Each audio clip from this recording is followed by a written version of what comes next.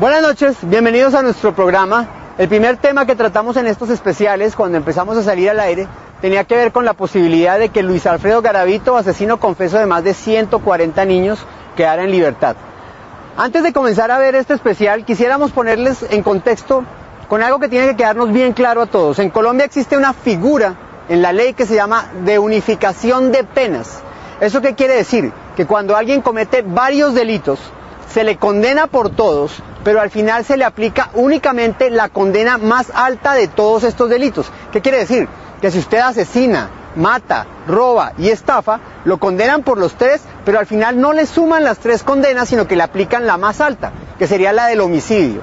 Esto quiere decir que en Colombia una persona paga igual por asesinar a una persona que por asesinar a 200. Son algunas de las curiosidades de nuestra ley. La otra cosa que nos debe quedar bien clara, ahora que está a punto de aprobarse o de votarse el referendo para la pena de cadena perpetua en el caso de violadores o asesinos de niños, es que las leyes no son retroactivas cuando perjudican o cuando afectan al recluso. ¿Qué quiere decir? Que si una ley permite una rebaja de penas se le puede aplicar, como a Garavito, pero que si llega a ser aprobada esta ley de cadena perpetua, a Garavito no lo afecta para nada. Él sigue con la misma condena que tiene. Aclarado esto, arrancamos este programa con el que queremos contarle en qué va esta historia que hemos seguido juiciosamente, sobre todo en estos días donde muchos rumores en internet han empezado a propagar el rumor de que Garavito estaría a punto de salir. Créanme que nosotros somos los más preocupados al respecto. Aquí comienza este especial. El 28 de octubre de 1998, Luis Alfredo Garavito Cubillos confesó los homicidios de más de 140 niños entre los 6 y los 14 años. Algunas personas consideran que este hombre es el mayor asesino en serie de la historia. El 17 de noviembre de 1998, un año antes de la captura de Garavito, Luis Carlos Palacio, un pequeño de tan solo 13 años, desapareció del frente de su casa. Estos son los testimonios de sus padres. Según testigos, iba de la mano de un extraño. En su casa todavía lo esperan. Mi nombre es Carlos Emilio Palacio y soy un agricultor. Y él prácticamente llegó acá un día, lunes 17 de noviembre, almorzó ahí como a la 1:30 de la tarde y nos dijo: mamá, papá, yo me voy con mi hermana, que vive la hermanita allá por la frente. Fue allí de la vecina, se compró un helado y la última vez que lo vimos fue chupando el helado para una esquina. Y hasta el sol de hoy nunca más volvimos a saber de él. Luis Alfredo Garavito se encuentra actualmente recluido en la prisión de máxima seguridad de Valledupar. Hasta allí llegamos para hacerle la única entrevista que Luis Alfredo Garavito le ha dado a algún medio de comunicación desde que se encuentra en reclusión. Él era muy buen hijito, no era de un muchachito país de la calle ni nada. Porque inclusive un señor amigo nosotros le dio un carrito para que montara niños en el parque. Y él montaba niños y la platica que el señor le daba, ganaba los centavitos y venía y los partía conmigo. Dentro de los crímenes que Garavito confesó, nunca incluyó el de Luis Carlos Palacios. Los padres de Luis Carlos, aún hoy, no aceptan la muerte de su hijo. Lo siento que en cualquier momentico llegue. Dentro de mí yo presiento de que él está vivo, él no está muerto. Me quita ese trauma. Yo toda hora lo veo como que esperando, toda hora como que estuviera vivo. Encontramos por allá unos restos humanos, pues ya nos hicieron unos estudios, nos sacaron sangre, pues llevaron a Bogotá, dicen que es de él, pero no contrasta con lo mío, pues digamos, cuando encontramos a los restos, apenas tenía 2 meses y cuando lo encontramos allá ya había en el cráneo, estaba tierra y había hierbas dentro del cráneo. Dentro del cráneo, los huesitos que estaban dentro de la tierra estaba húmedo, eran de un color y los que estaban por fuera de otro color, pero para mí él no está muerto, él está vivo.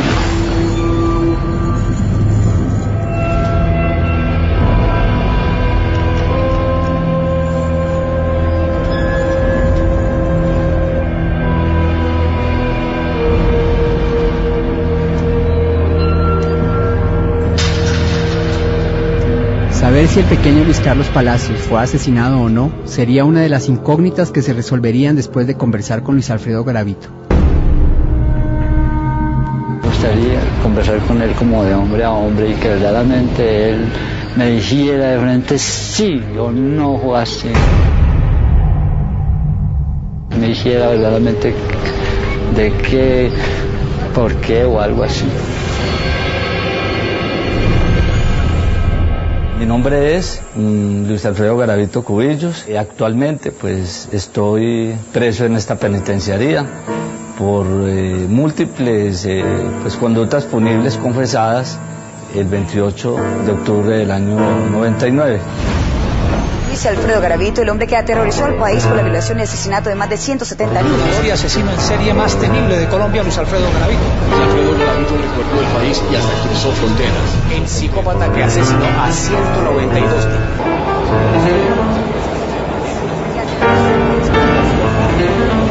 Garavito asesinó 192 niños en 7 años.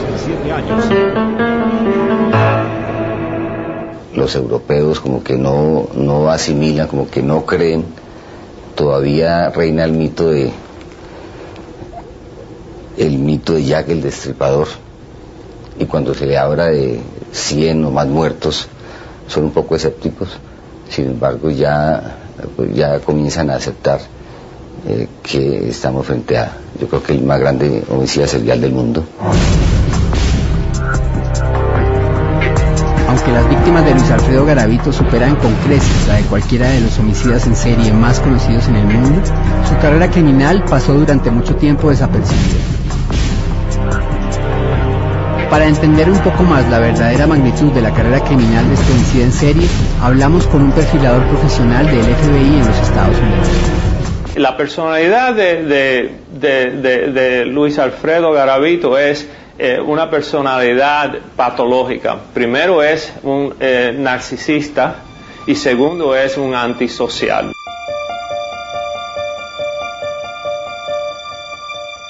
La psicopatía que es parte de su personalidad, entonces le permite a él hacer esas cosas sin tener el sentido de que ha hecho algo mal.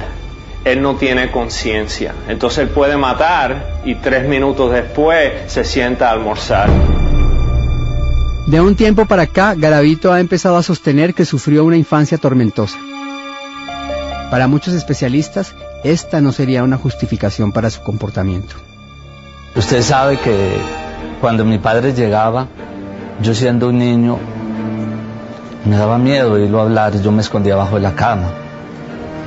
Él tenía una correa que nunca se me va a olvidar, y esa correa con él nos pegaba duro y nosotros no podíamos, digamos, jugar ni nada, éramos totalmente, no me pude desarrollar como niño, ¿sí me entiende? Y entonces él me gritaba unas palabras muy duras. Sí, mi hermano me contaba de que pues mi papá con él había sido muy estricto, pues no le quiso dar estudio y lo maltrataba siempre y todo, y lo ponía mucho a trabajar. ¿De dónde viene Luis Alfredo? Luis Alfredo viene de un padre sumamente agresivo, descalificador. No solo lo descalifica a él por ser el hijo mayor, entonces de decirles palabras descalificadoras, de en cierta medida ver la agresión física a la que somete su madre, ver la posición pasiva de la madre, de soportar y tolerar muchas de las cosas, de no creer en Luis Alfredo. ¿Homosexual o pedófilo? ¿Qué es Garavito? Mi tendencia homosexual y he empezado como a armar, como cuando uno está jugando un rompecabezas, ¿no? Y empiezo ya a colocar las fichas claves, ¿no?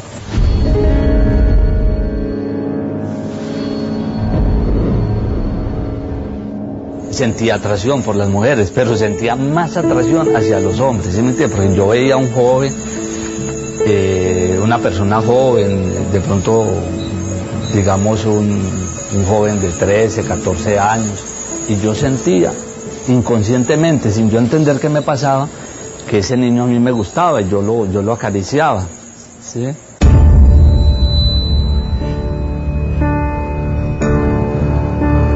Yo pienso que él, al igual que muchas personas, tiene conceptos equivocados de lo que es la homosexualidad como tal, porque como vuelvo a insistir, homosexual sería pues el hecho de que tenga relaciones con personas del mismo sexo. Pero en este caso específico, si bien eran del mismo sexo, el rango de edad de la víctima está comprendido entre los menores y por eso hablamos de pedofilia. Entonces, por supuesto, él, como tiene también ese concepto, al igual que mucha gente tiene el concepto equivocado de lo que es la homosexualidad, de pronto se plantea en ese sentido para pensar que a través de eso se puede desviar. Es decir, si yo era homosexual, entonces eso de pronto, ¿en qué medida la homosexualidad me podía disminuir la responsabilidad que de pronto tenía? En este caso, vuelvo y repito, era muy específico la selección de las víctimas si eran menores de edad. Uno de los rasgos característicos de los psicópatas que han encontrado los perfiladores forenses es la megalomanía. En un punto de la conversación, Garavito se ponía a la altura de personajes como el Papa, presidentes o inclusive Borges. De pronto, tal vez usted hoy, pues claro, ha leído mucho y ha leído sobre este gran hombre Borges. Borges era un hombre también que creó un trauma a los 18 años y él era un hombre torpe para enamorar. Y eran puros amores platónicos, pero nunca se pudo, y lo mismo que me pasó a mí. A mis 12 años, creo que ya a los 13 años, fui víctima de violación por parte del mejor amigo de mi hogar, un hombre muy religioso. Fácilmente Garavito pasa del discurso del maltrato al del abuso sexual. Curiosamente, afirma que a los 12 años tuvo su primera relación homosexual y que a los 12 años fue violado también por un amigo de la familia. Con una persona que era el sacerdote del pueblo. ¿Sí? No, él nunca nos comentó nada a nosotros. Yo me vine a dar cuenta fue ahora, después de que sucedió todo eso, que él cometió todos estos errores. Entonces él nos contó y le contó a mucha gente, a la fiscalía, de que a él lo habían violado cuando estaba pequeño, pero yo nunca me llegué a dar cuenta de nada de estas cosas. Hay que considerar que todas estas cosas son factores, igual que ver la televisión o estar mucho tiempo en el internet es factores. Pero estas cosas explican mucho, pero no excusa nada. No hay excusa por lo que él ha hecho. Por ejemplo, se sabe que hay mucha gente, personas que han sido violadas, que han sido torturadas, que han sido maltratadas como niños y no llegan al nivel o al punto de hacer este tipo de crimen. El paciente puede decir lo que quiera. Corresponde al científico determinar qué pasó. Por ejemplo, él dice que lo violaron, que el papá le pegó. Esas no son causas que expliquen la pedofilia de Garavito. Sus primeros crímenes. Cuando yo financio, ¿no?, a través de unos sicarios, y mando a matar a esta persona, y ya perdí yo como que el control, ¿sí me entiende? Al año completico aparecieron los homicidios con menores.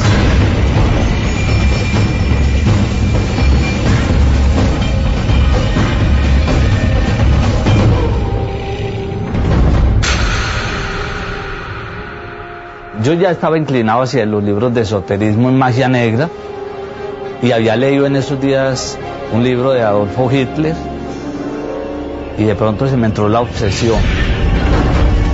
En el discurso de sus justificaciones, Garavito va desde un supuesto maltrato infantil y un abuso sexual hasta la influencia de personajes como Hitler o una posesión demoníaca. Hitler fue una persona maltratada, fue una persona que en sus años de juventud su papá lo maltrató. Eso me llevó, ¿no es cierto?, como que me identificaba, y que él también, cuando leo yo que él a sus 15 años tuvo una relación homosexual y que él en el mismo colegio, él quería otro. Entonces como que yo me identificaba mucho con este personaje, ¿sí? Cuando yo en un libro de magia negra, que me ha traído un señor de por allá, me lo vendió, leo yo cómo se manejaba la tabla Ouija, y empiezo yo a meterme en las profundidades del satanismo, y yo vi en esa obsesión que tenía por poder y por dinero, que esa era como una opción muy buena, y opté por vender el alma al diablo. Y resulta que al yo hacer ese pacto, oigo una voz. En ese momento se corren las cortinas, se me para el pelo y entro en una psicosis y oí una voz que me decía que qué quería. Y yo le dije, quiero poder. Y dijo, ¿me quiere servir? Le dijo, quiero servirle a usted, le vendo mi alma al diablo.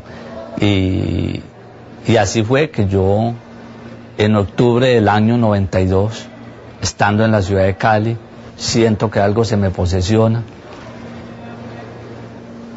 y oigo una voz que me indica que me fuera para Jamundí y cometo mi primer homicidio.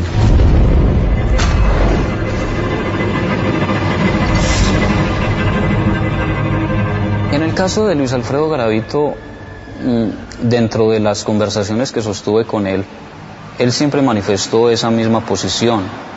Antes de compartir cualquier tema bíblico, él manifestaba acerca de esa inclinación y acerca de cómo él, en sesiones espiritistas y jugando con la tabla Ouija y todas estas cosas, él siempre manifestó la posición que él tenía. Eso siempre lo ha manifestado durante todo el tiempo, él se ha sostenido diciendo lo mismo.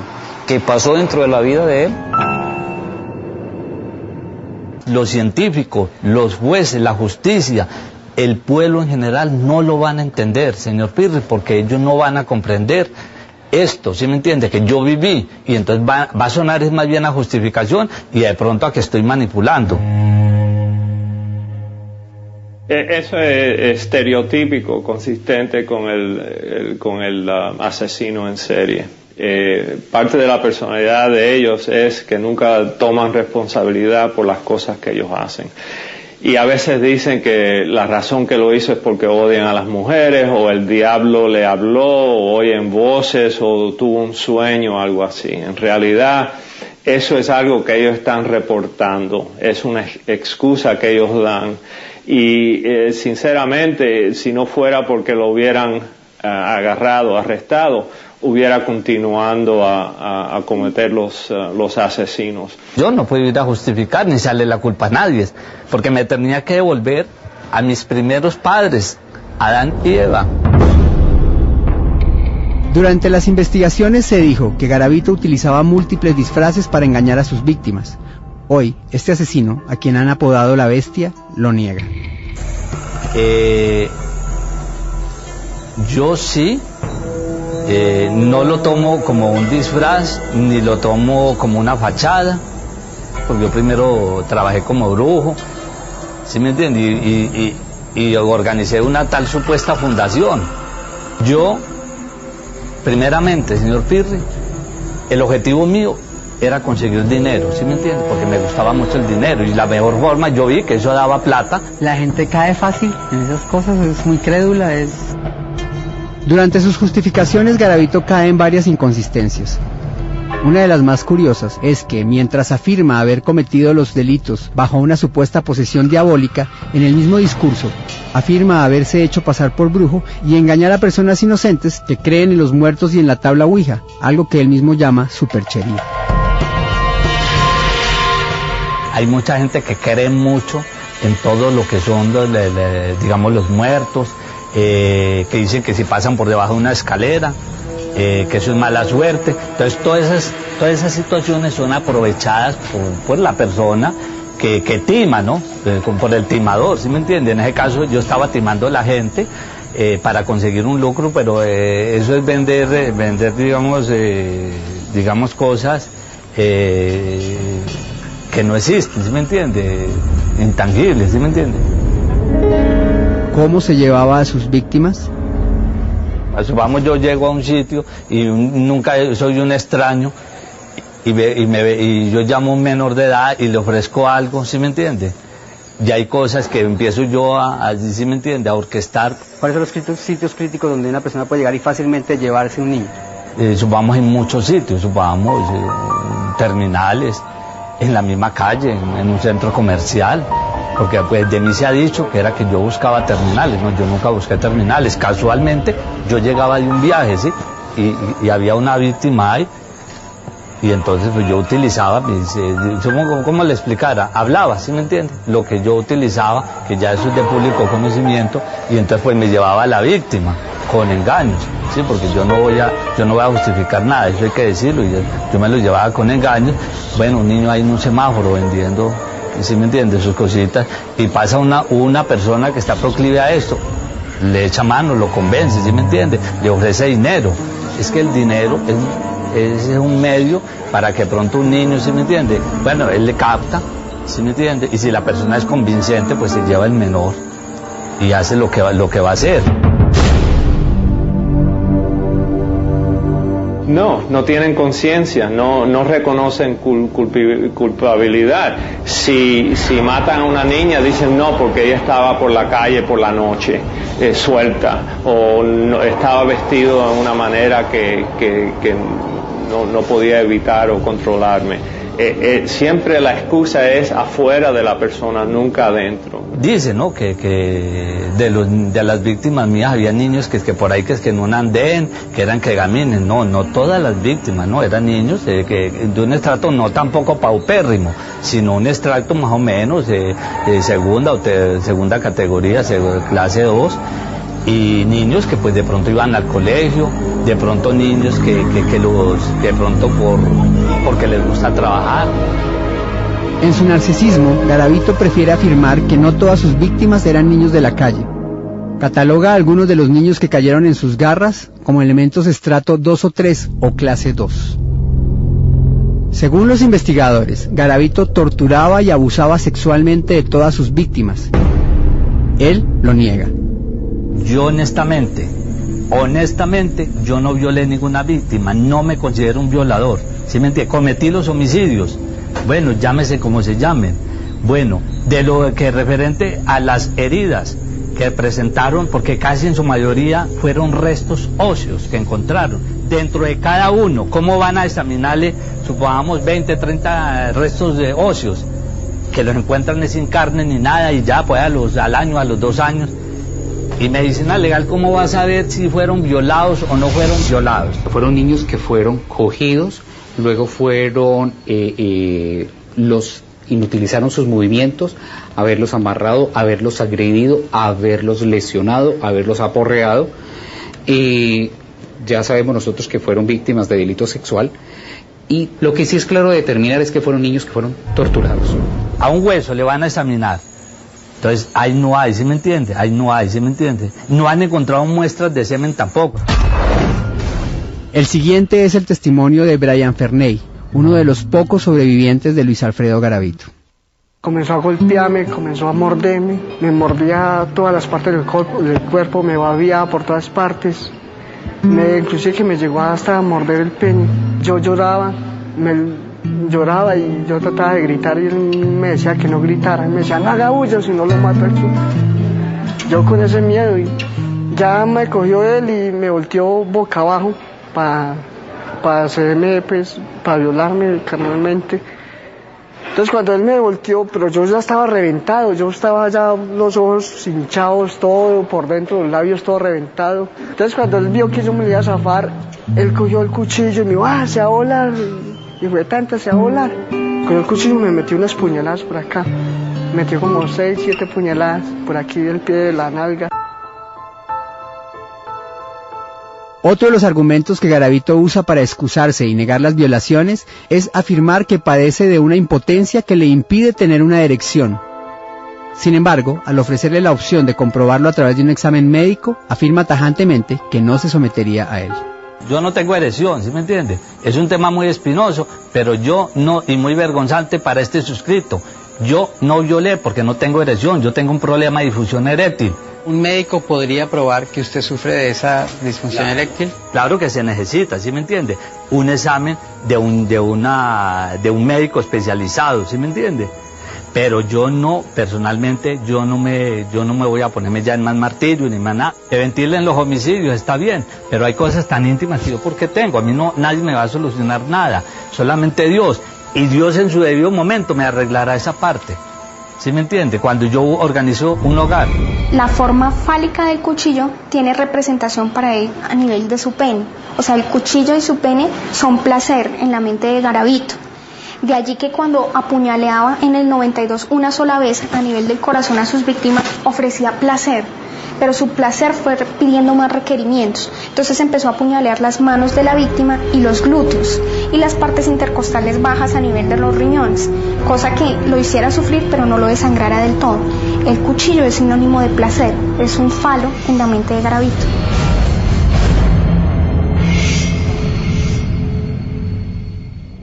A esa violación no la acepto. ¿Por qué no la acepto? Por lo que yo ya dije. Entonces yo no cometí ninguna violación. El nuevo Garavito, de asesino a hombre de Dios. En mi juventud yo quise irme para un seminario, ¿no? Quise ser sacerdote. Y entonces, entre todas las frustraciones que tenía, un día dije, ve, estando en Cartago, y en el bar alguien me dijo, hombre, usted que le gusta tanto, que le gusta, y usted como piro para las cosas, usted por qué no se pone una sotana y se va para todos esos pueblos, hermano, usted se enriquece. Y luego me quedó sonando y me mandé a hacer una sotana y verdad, y me iban y toda parte era padre o hermano, y a mí verdad, yo me llenaba los bolsillos. Curiosamente, Garavito, que se hizo pasar por un cura falso para cometer algunos de sus crímenes, ahora quiere que le crean que se ha convertido en un pastor verdadero. El 18 de agosto del 2003, 5 años y 10 meses después de su captura, Luis Alfredo Garavito se hizo bautizar por la iglesia pentecostal en la cárcel de Calarcá. Que metió Jesús fue la causa de mi salvación. Yo actualmente soy una persona muy distinta a la que cometió las diferentes conductas punibles que ya son de público conocimiento. En el nombre de Gloria al nombre de mi Señor, Él es el que salva al pecador. La sangre de Cristo lavó mi corazón.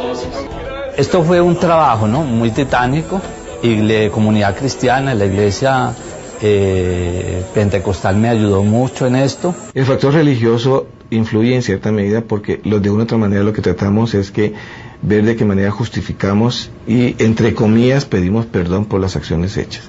Pero vuelvo y repito, en estos casos de persona antisocial no hay un verdadero arrepentimiento de las cosas, simplemente buscar una especie de protección mientras pasa la tormenta. Es cierto, habrán momentos como ser humano que soy que me van a llegar, y me han llegado, pero ahí mismo, Luis Alfredo, a doblar rodilla. Gracias, Jesús. Afirmativo, está dedicado en estos últimos meses a la palabra del Señor Jesucristo. Si yo hoy en día derramo una lágrima, no la derramo por tristeza, sino de alegría. Me preguntó que si yo podía meter las manos al fuego por él. Y yo le di esa respuesta. Le dije, ni por él, ni por nadie. Le voy a leer 2 párrafos del libro del doctor Robert B. Hare, la máxima autoridad en psiquiatría forense, sobre los comportamientos psicopáticos en el hombre. Y usted me dice, ¿qué opina? No es raro que, por ejemplo, declaren haberse convertido al cristianismo para anotarse un punto de cara al comité que asigna las libertades, para aprovecharse de la comunidad creyente en la que se meten. Y ahora que se han aceptado las teorías sobre el ciclo del abuso, muchos psicópatas están prestos a declararse víctimas de una infancia terrible, aunque los hechos son muchas veces muy difíciles de comprobar. A lo mejor, mire, este honorable científico, el que escribió, ¿este es un doctor de dónde? De Estados Unidos. Bueno, yo sé que hay muchos científicos que son ateos y no como aceptan, digamos, el cristianismo, pues lo espiritual, eso no lo aceptan. Entonces piensa que uno se metió allí por, ¿sí me entiende? Pero si yo fuera lo contrario, también me criticaría. Ya en la condición de homicida serial es bien difícil que esa conversión se dé en la medida en que necesita una especie de fachada para mostrar pues esa rehabilitación y salir pues ante la comunidad a decir que está totalmente rehabilitado, no hay ningún problema, ¿no? Pero en el fondo todos sabemos, y científicamente ha sido analizado por los expertos, que estas personas vuelven a reincidir. Garavito ha estudiado la ley durante todos estos años de reclusión. Es consciente de las rebajas que podría obtener por estudio y trabajo. Tal vez por eso se ha mostrado como un recluso colaborador y de buen comportamiento. Debido a que se teme que lo puedan asesinar dentro de la cárcel, Garavito es el único recluso en el pabellón de máxima seguridad que tiene una celda para él solo. Bueno, este interno, a pesar de sus presuntas atrocidades o crímenes que haya cometido, no obsta que el Estado le preste la seguridad necesaria, y por ende nuestro deber es protegerlo. Por ende, como le he explicado anteriormente, se encuentra en este sitio. ¿Cuál ha sido su comportamiento? Pues su comportamiento es una actitud moderada, una actitud pasiva, una actitud de un comportamiento muy receptivo hacia las personas que lo tienen que necesariamente cuidar o responder por su seguridad. Durante la investigación, Garavito colaboró con información que condujo al hallazgo de restos de varias víctimas. Sin embargo, de un tiempo para acá, Garavito ha decidido no colaborar más a menos que le paguen con más favores. Me dijeron que Garavito, había caído en manos también de Garavito, pero yo fui a la fiscalía para que me dejaran hablar con él, porque acá también se perdieron unos niños en Circasia, en Montenegro, y me llevaron a Pereira, a reconocimiento de los de allá. Ya tampoco pienso yo ya colaborar con más. Yo ya cerré, doblé la página, ya que pesar, ¿sí me entiende? Porque yo me interesaba que esos resticos se entregaran a las familias de las víctimas para que les dieran cristiana sepultura. Yo en este momento, no. A mí, pues, yo pienso hacer una negociación con una fundación, ¿sí me entiende? Si ellos están en capacidad y si ellos quieren meter la mano por esas familias de las víctimas, yo puedo empezar a dar datos, pero yo tendría que salir de aquí.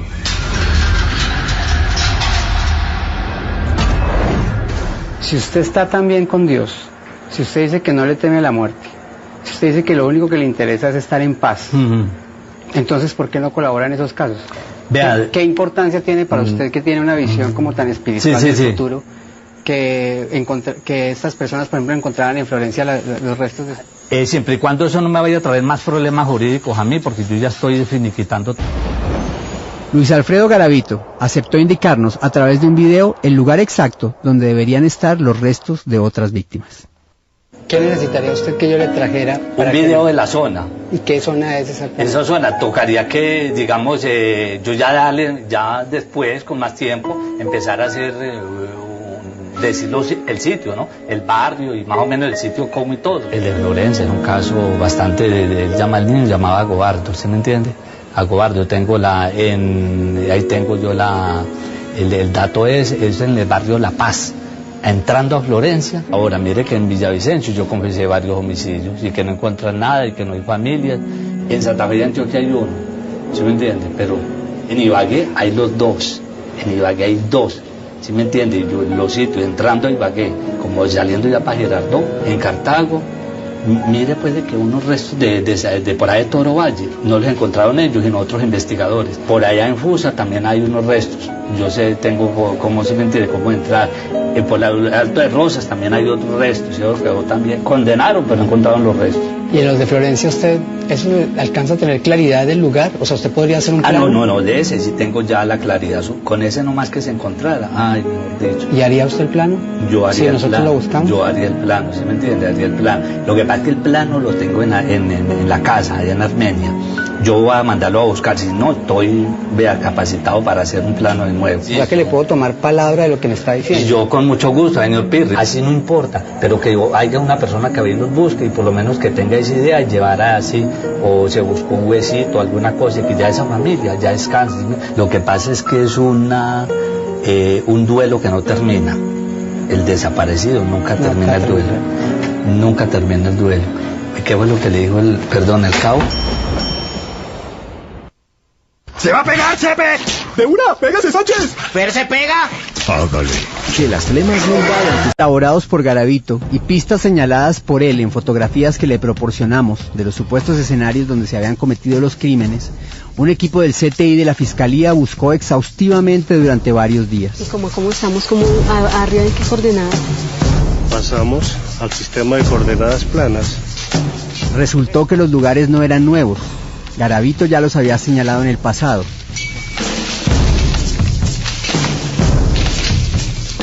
Nunca encontramos nada.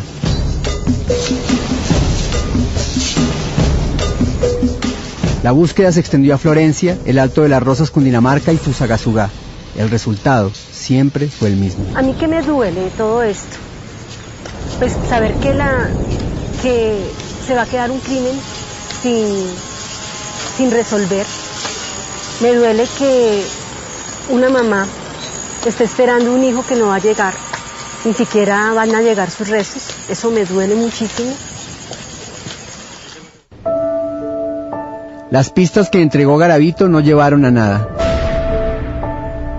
Pero el hallazgo por parte de la Fiscalía de unos restos humanos correspondientes a un menor de 13 años parecían arrojar luz sobre la investigación en el caso del pequeño Luis Carlos Palacio. En esos días que él se perdió, en el tiempo que él se perdió, encontraron los huesitos y los llevaron para hacerle prueba con nosotros. Y salió que es que él es, y están los huesitos en Pereira.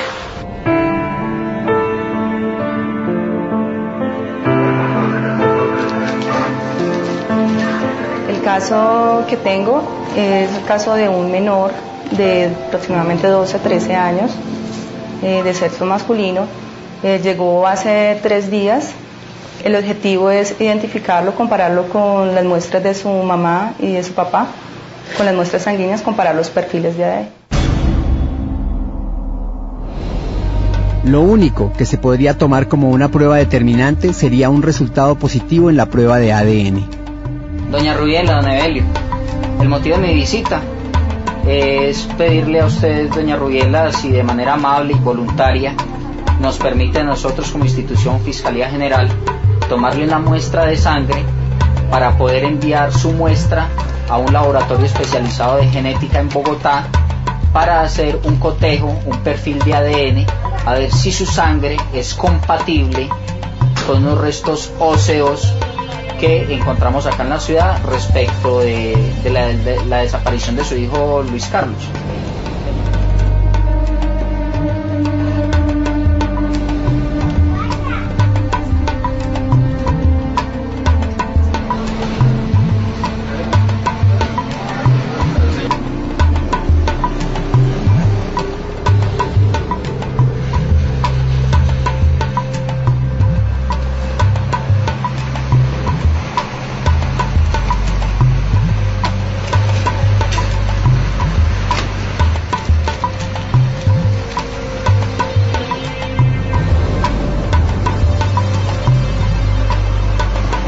A centrifugar.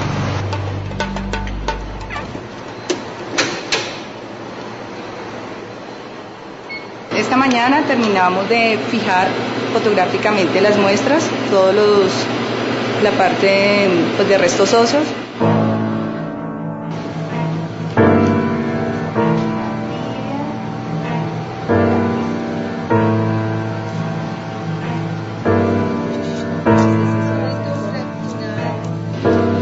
Seleccionamos el fémur izquierdo y 3 estructuras dentales. Esas son las que vamos a procesar y posteriormente hacer la lista y extraer el ADN. Durante 35 días, con las más avanzadas tecnologías de la Fiscalía, se hicieron las pruebas para identificar los restos. Vamos a ver el ADN como una motica de algodón muy pequeña. Esta motica que se observa es la molécula de ADN. Después de múltiples pruebas de laboratorio, los expertos de la Fiscalía llegaban a una conclusión definitiva. En este caso, yo concluí que los padres que analicé no son los padres biológicos de las muestras analizadas. Ahora, se le debería dar la noticia a la familia de Luis Carlos Palacio.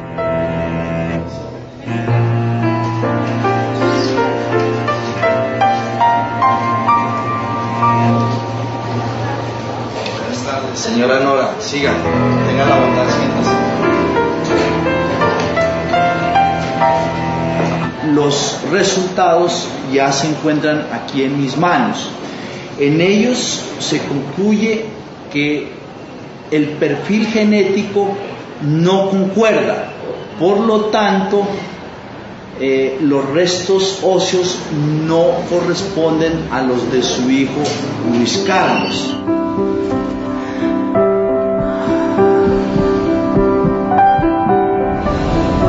Alegría porque pues se nos abre una nueva esperanza, una esperanza de que él esté vivo. A estas alturas, la única persona que podría confirmar o desmentir el asesinato del pequeño Luis Carlos era el propio y presunto asesino Luis Alfredo Garavito.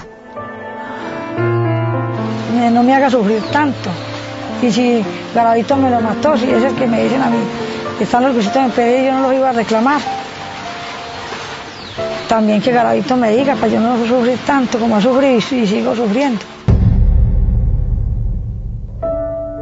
5 meses después de nuestra primera entrevista, Garavito accedió a hablar de nuevo con nosotros y reconocer las fotos de Luis Carlos Palacio para darle una respuesta definitiva a su familia.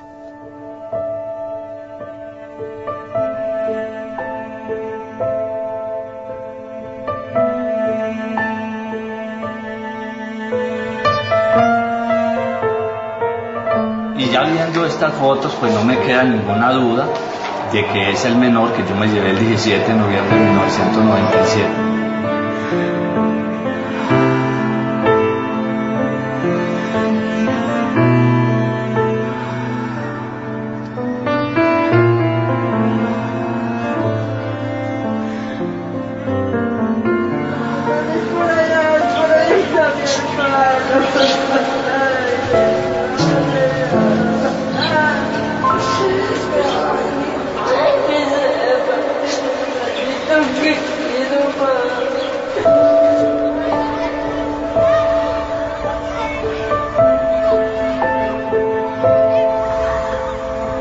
Es para mí muy horrible.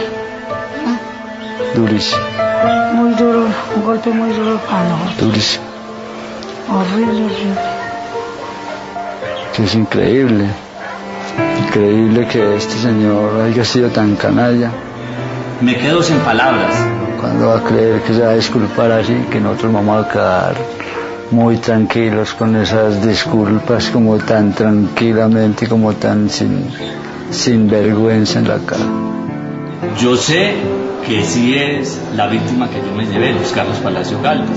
No, pues es que él no debe salir de la cárcel, debe pagar. Él debe pagar, pues ¿cómo lo van a largar viendo que nos ha hecho tanto daño a todo? No solo a nosotros, sino a muchísima gente de aquí, de Colombia, y no sabéis, quién sabe de cuántas, muchos más países. De Garavito se sospecha hay al menos 2 casos de homicidios de niños en el Ecuador. Llegado el caso, podría ser extraditado a ese país, aunque no se ha avanzado en esas investigaciones.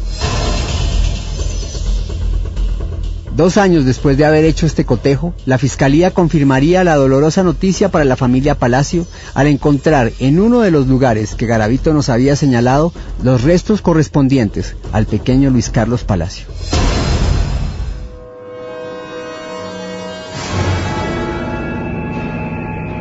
Actualmente, muchas personas creen que Luis Alfredo Garavito Cubillos, el asesino confeso de más de 140 niños, estaría a punto de salir de la cárcel. La explicación y los hechos sobre su condena y su posible libertad al regreso. Ya volvemos. Que Luis Alfredo Garavito recuperará pronto la libertad. El ministro del Interior de la época, Sabas Pretel, nos describía el caso. La información que nosotros tenemos es que el señor Garavito tiene 172 casos judicializados, 138 ya con fallo condenatorio. Eso suma cerca de 1.858 años. Pero obviamente en Colombia existe un límite para las penas. Actualmente, la pena máxima en Colombia es de 40 años. No importa la cantidad o gravedad de los crímenes que alguien cometa. Si la pena máxima que se le totalice sea de 40 años, sobre esos 40 años tendría derecho a que le descontaran aproximadamente una tercera parte por colaboración con la justicia al pedir sentencia anticipada. Sobre ese resultado tendría derecho a una reducción de pena por trabajo y estudio, y sobre ese resultado tendría derecho eventualmente a ser puesto en libertad cuando cumpla las 3/5 partes de la condena. Hace 5 años, estas eran las cuentas que hacía el abogado de Garavito. Para él hacer las 3/5 partes, él necesitaría más o menos cuadrar 22 años entre físicos y con las rebajas. Entonces estamos hablando que él en este momento lleva 7 años detenido. De acuerdo con los cálculos que nosotros hacemos, creemos que en unos 5 años podría tener derecho a la libertad condicional. En este momento, a la fecha de hoy, alias La Bestia está cumpliendo 12 años en la cárcel. Si se le aplicaran todas las rebajas, podría salir ya. Entonces, para 11 años para la familia de las víctimas son muy pocos. Para el que está pagando el presidio es mucho. Entonces, no estoy pidiendo que nos den, pero sí hay beneficios. Entonces, ¿por qué no se deben acoger eso? Entonces, yo no podía decir que es injusto o es injusto. Y lo decía el doctor Girón, el que me asesora jurídicamente. Usted ya pagó, porque el sufrimiento que usted ha llevado durante todos estos años de prisión, durante estos 7 años, de todas maneras uno tampoco se va a volver, digamos, va a volverse masoquista. Ya, yo cometí los hechos muy dolorosos y lamentables, ¿sí me entiende? Y ya he pedido disculpas. Garavito piensa y afirma que ya pagó por sus delitos y que se merece la libertad. La sociedad no piensa igual. A raíz de este escándalo, millones de personas se mostraron indignadas y se manifestaron por diferentes medios, incluyendo las redes sociales. Más adelante, la senadora Gilma Jiménez propondría la cadena perpetua para violadores y abusadores de niños menores de 14 años. Garavito dice que daría su vida para pagar sus crímenes, pero obviamente está en contra de que ni siquiera se le endurezca la pena. Yo no creo que una condena abultada o la pena de muerte vaya a arreglar.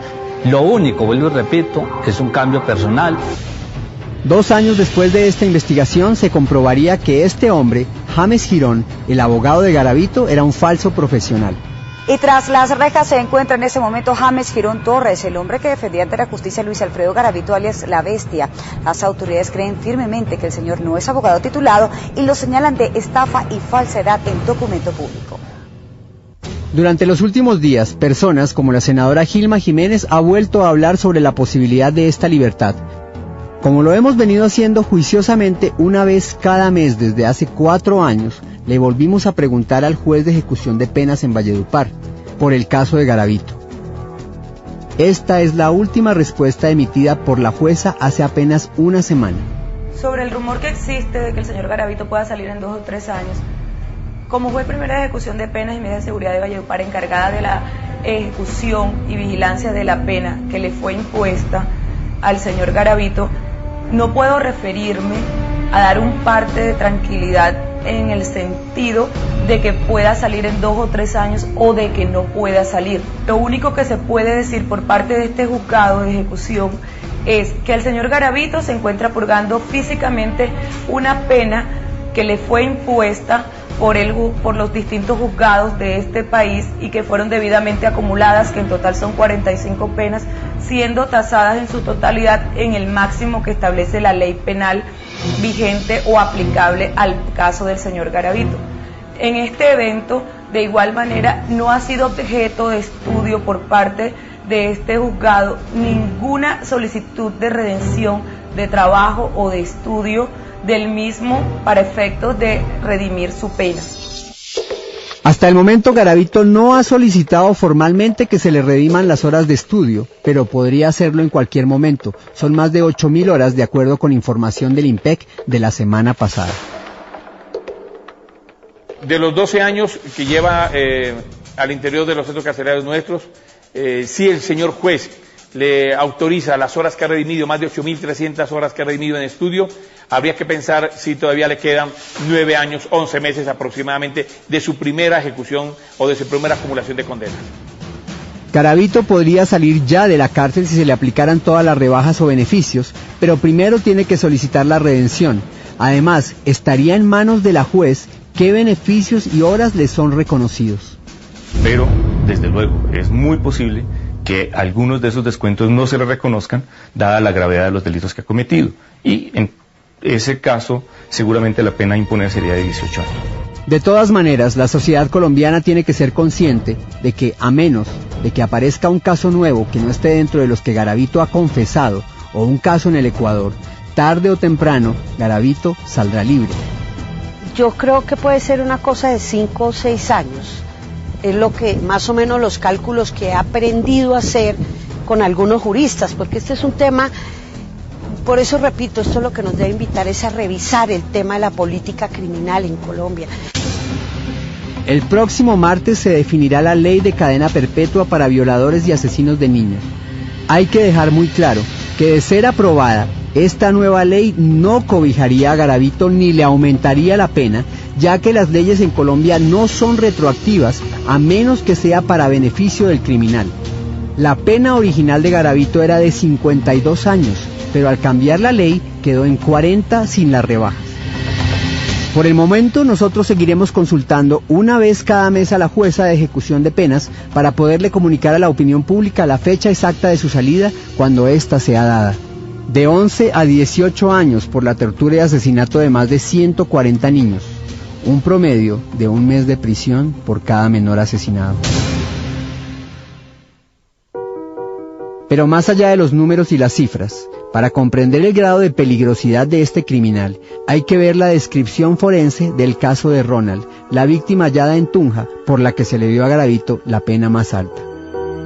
Es la única necropsia que tal vez me ha erizado los pelos, como se dice, porque cuando yo llegué a la morgue, le dije al auxiliar, le dije, mire, póngamelo derecho, ¿no? Es que me lo pusieron para abajo y de ese para arriba. Y el auxiliar me dijo, no, doctora, él está bien. Le dije, pero no está viendo que la cabeza está para abajo. Y me dijo, no, es que está decapitado. Para mí eso fue horrible. Ya cuando empecé a hacer la descripción de todo el montón de lesiones que tenía, la verdad que me sacaron lágrimas. Yo decía, por Dios santo bendito, ¿cuánto no sufrió este niño? Porque es que fue torturado. Tenía una lesión grande, muy grande, que unía el recto con los genitales. Yo creo que es la peor necropsia que yo he hecho en mi vida, más salvaje, más brutal.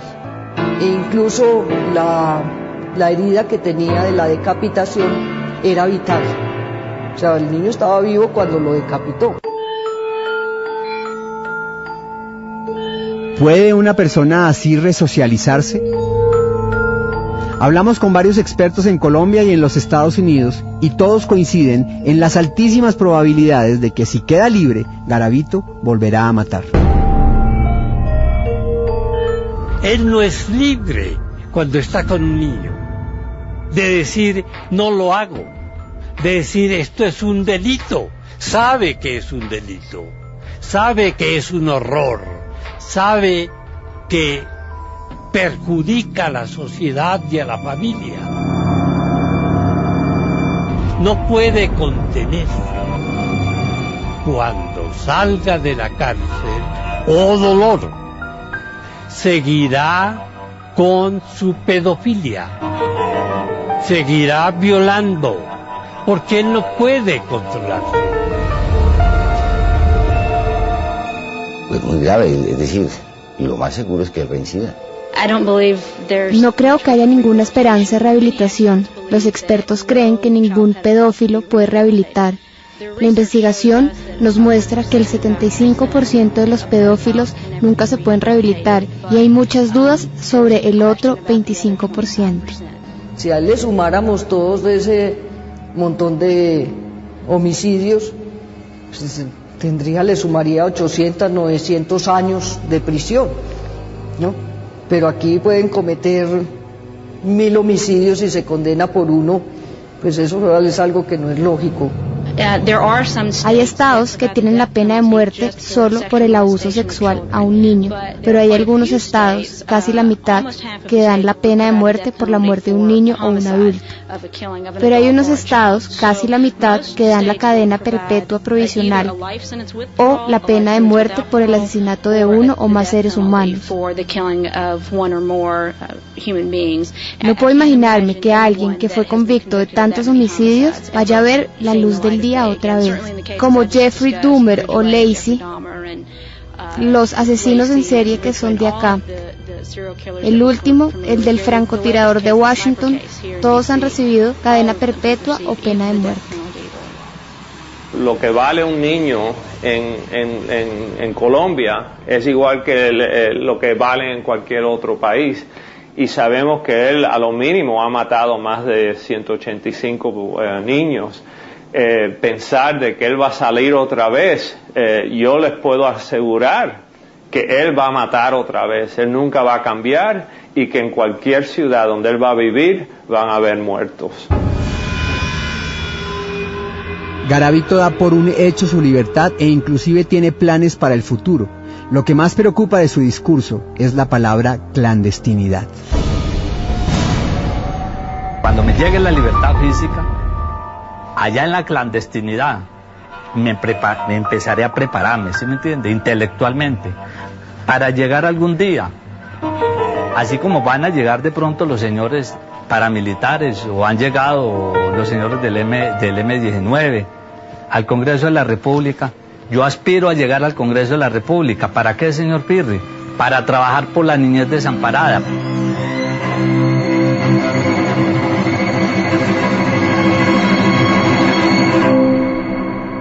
El caso tiene que haber una lección muy grande y que el legislador tiene que replantear la legislación penal. Porque, es decir, las penas para los homicidas en serie tienen que cambiarse. Es decir, es absurdo que una persona que mate uno a otro ser humano tenga la misma pena que uno que mató 100, 200.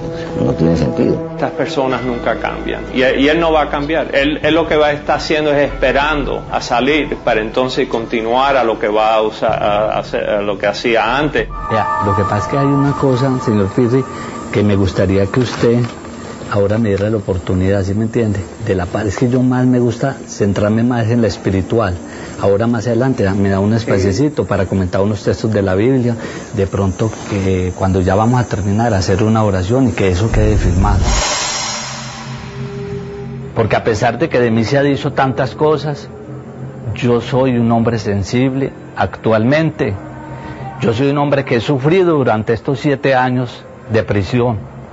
Saber que yo estoy marcando un cuadro tan doloroso. Entonces vuelvo y repito, no tengo palabras. No tengo palabras y no hay palabras. Pero humildemente digo, perdón, perdón y perdón. Porque yo ya me perdoné. Como dice un dicho popular, que sobre la leche derramada ya no se puede. Si ya lo he hecho fue. ¿Y yo qué me voy a ponerme a martirizar? ¿Está este hombre en realidad arrepentido? ¿Puede garantizar el Estado que si lo deja libre no volverá a matar? Por el momento la fecha de su liberación sigue siendo incierta.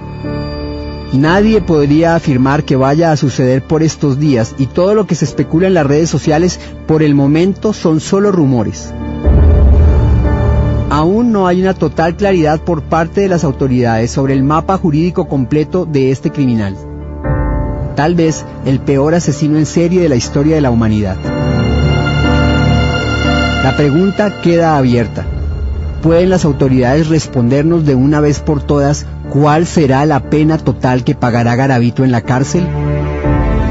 ¿Cuándo quedará libre? Esperamos una respuesta. ¿Qué pasaría si Garavito queda libre? Los expertos han dado su opinión. En otras sociedades, cuando un pedófilo va a quedar en libertad, se le notifica a la comunidad donde éste va a vivir para que tomen precauciones debido a las altas probabilidades de que éste reincida. Mas no es una notificación como retaliación social, como señalamiento. No, es una prevención, una manera de proteger a las posibles víctimas. El próximo martes se van a aprobar varias leyes en Colombia, entre esas la que aplicaría cadena perpetua para asesinos y violadores de niños. Que quede bien claro, de ser aprobada esa ley no afecta para nada la condena de Garavito. Esa ley no va a hacer que Garavito esté más tiempo en la cárcel. Que Garavito va a quedar libre en estos días es falso, es una especulación. La juez de ejecución de penas tiene la última palabra y como lo dijo ella, hasta que Garavito no solicite oficialmente la redención de las horas, ella no puede decir exactamente cuál va a ser su fecha de libertad. Por el momento lo único que les podemos decir a ustedes, si se puede decir para tranquilidad, si es que esa es la palabra, es que nosotros seguiremos consultando una vez al mes con el juzgado de ejecución de penas en Valledupar para contarles a tiempo la fecha exacta en la que se sepa el día de la liberación de el considerado mayor asesino en serie de la historia. Eso fue todo por hoy. Si quieren comunicarse con nosotros pueden hacerlo por el correo electrónico. Este es mi Twitter. Que tengan una feliz semana. Nos vemos dentro de 8 días. El siguiente programa es apto para mayores de 12 años.